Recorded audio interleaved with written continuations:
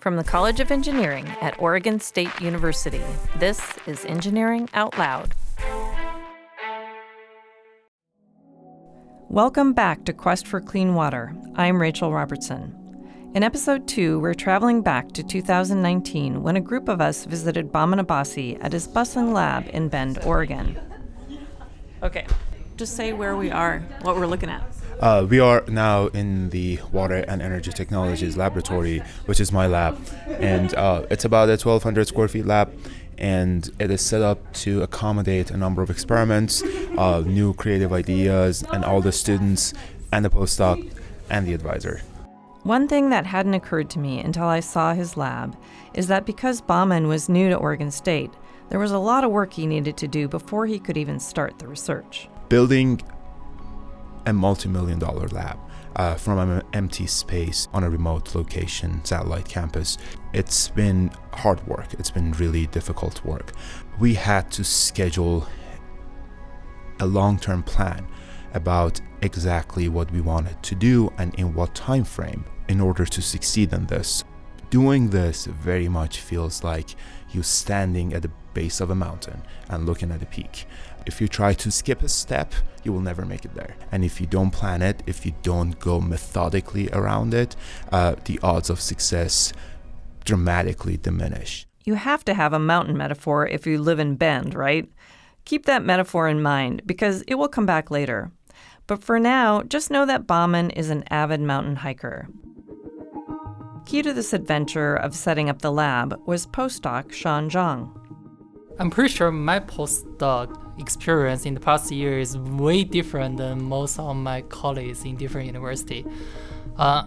So for sure, I never got a chance to build up a lab from empty space, and I don't believe many postdocs have such experience either.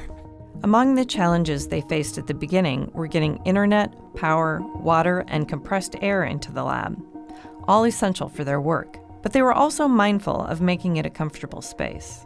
So it's not somewhere you have to go, it's somewhere you want to go and do your job.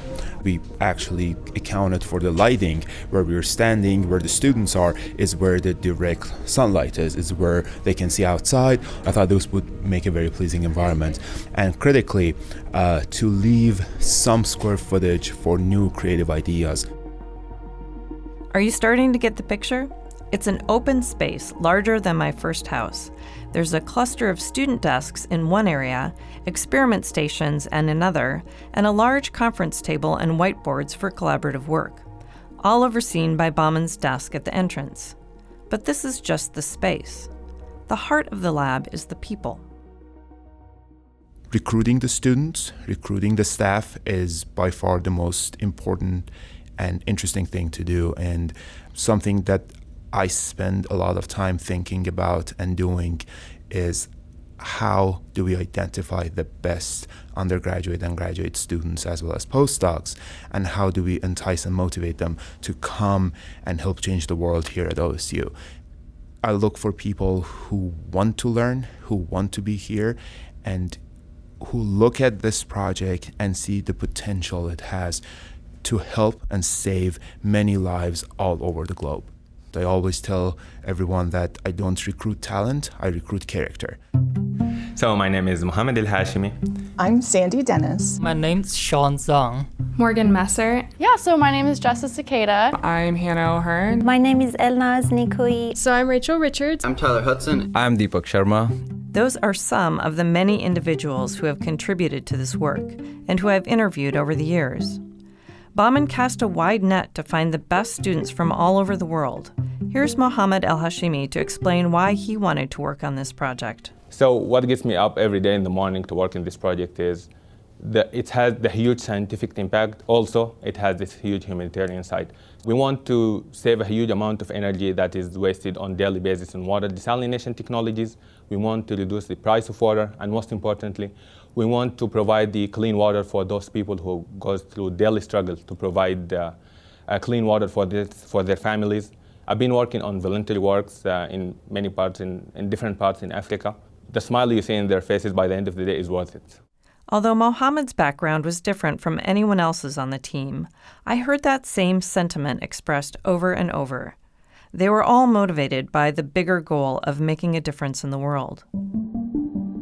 The group also had a diverse set of skills, which was necessary for the task at hand.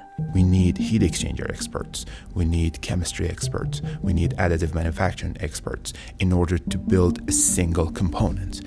And no one person has all that knowledge in order to execute that. So we need to bring all these people, and they all need to act as one in order to carry out the effort. Even when you have the best equipment and an outstanding team, there is uncertainty in research. If things in a research all go to expectations, it just means that we're not doing a good job. We're not pushing the envelope, and that the research is not really that interesting anyway. So in a research project, it never does go to expectations and never should. I always tell my students that for every wire that you have, for every joint and every connection and every flow meter and every sensor, you have a failure point. And if it doesn't fail today, it will fail tomorrow. And we have experienced a whole bunch of that along the way. But the good news is that I think we've overcome most of it. As we discussed in the first episode, Bahman's idea was to invent a more energy-efficient twist on thermal desalination. The traditional evaporative process requires powerful blowers and high-pressure pumps. Instead, his system humidifies and dehumidifies air, so the salt can be extracted using less energy. The process requires atomizing and evaporating salty water. How to characterize that atomization, how to characterize that evaporation requires some fundamental understanding of the rate of evaporation of a droplet, of how the pressure, the temperature, the velocity, the salinity, the droplet size, the orifice size, all come together to determine how quickly you can evaporate your droplets so you leave behind the salt and in effect separate the salt from your fluids. Since this was a novel technique, there were many unknowns. So characterizing all the elements in the process was the aim of one of their early experiments that Mohammed demonstrated for me. Yeah, fully open. So just tell me what's happening as it's happening. Okay. So we have a compressed air line coming in this line. So the air will enter this nozzle, right? Right now we don't have a water stream. So the moment I open it, there's a water stream.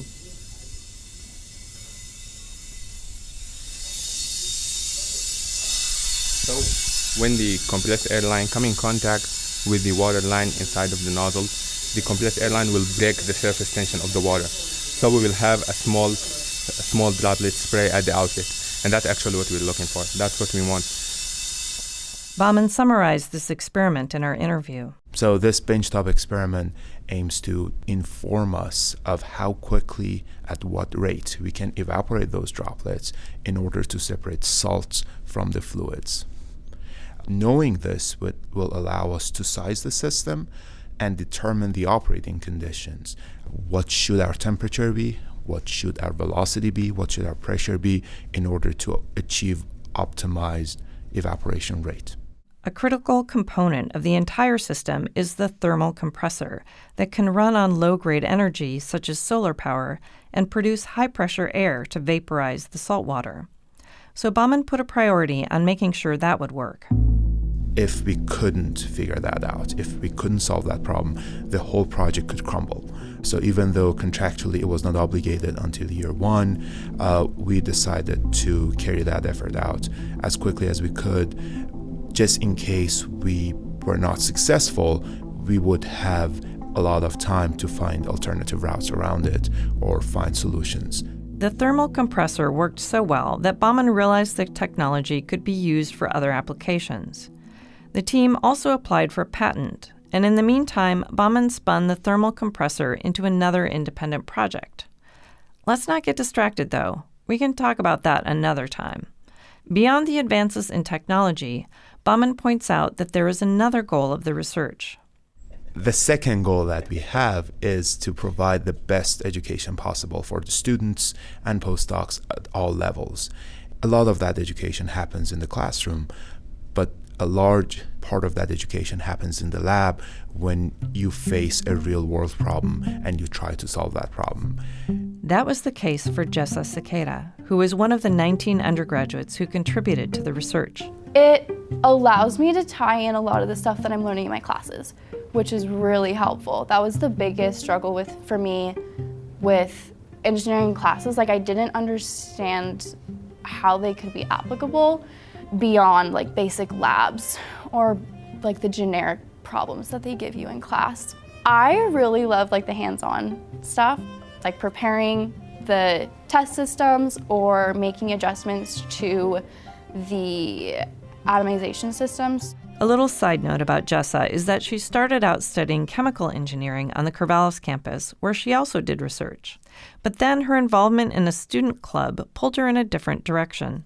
Once I traveled to Nicaragua with Engineers Without Borders and was working in a community, I realized that I really wanted to work with like natural resources and eventually work with communities in third world countries and get their living standards up to what everyone else is at in the world.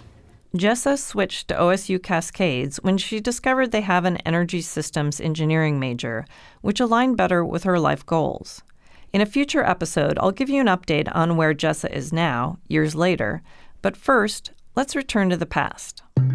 Next month, November of 2019, we have what's called a phase review meeting, where I will go to Washington, D.C.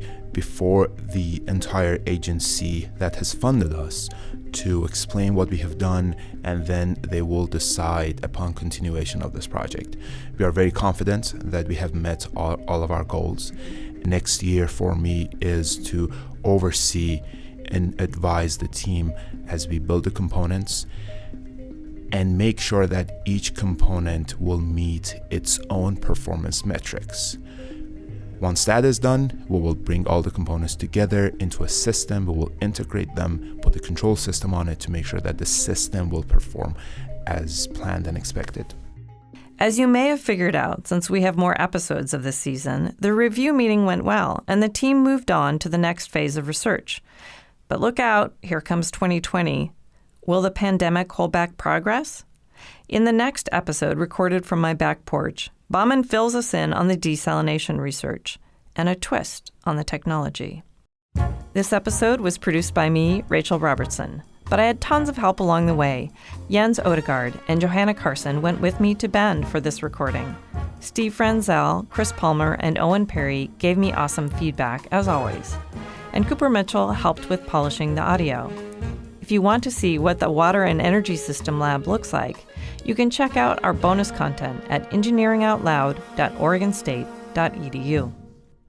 And as the advisor, my only focus is how to become the best water researcher in the world. Don't include that. Oh, come on now. Very modest. Oh, that was awesome. Rachel, what's your